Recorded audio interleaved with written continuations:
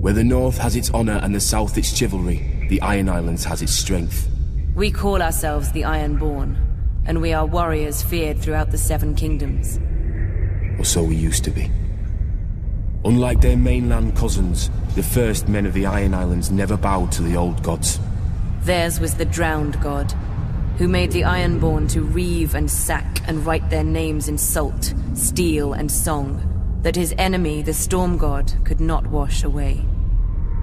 We raised our kings from our own ranks, and used beaten foes as thralls to work our mines and farm our land. Or as salt wives, if a woman was pretty enough. Such was the old way, and while we followed it, we held sway wherever the waves were heard.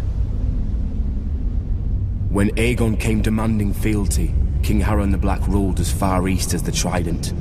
Other kings like the Starks could kneel, but Harren was Ironborn, and the Ironborn must be beaten.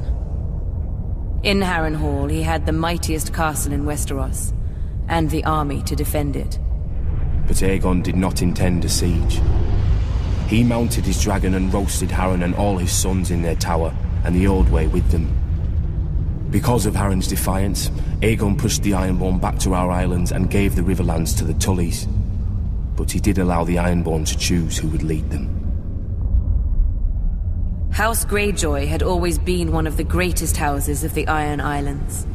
We trace our descent from the Age of Heroes and the legendary Grey King, who took a mermaid to wife and made war upon the Storm God for 1,000 years.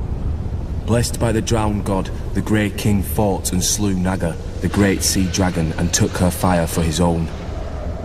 This history made our ancestor Vicon Greyjoy the natural choice to lead the Ironborn after Aegon's conquest.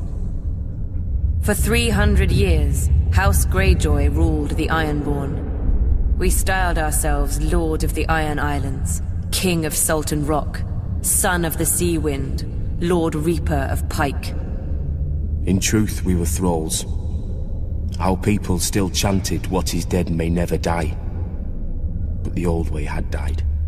Until the Targaryens followed their dragons into the grave, and our Lord Father, Balon Greyjoy, rose against the new king, Robert Baratheon. He seized our ancient crown and sent our Iron Fleet against the Lannisters at Lannisport, burning all their ships before any could weigh anchor.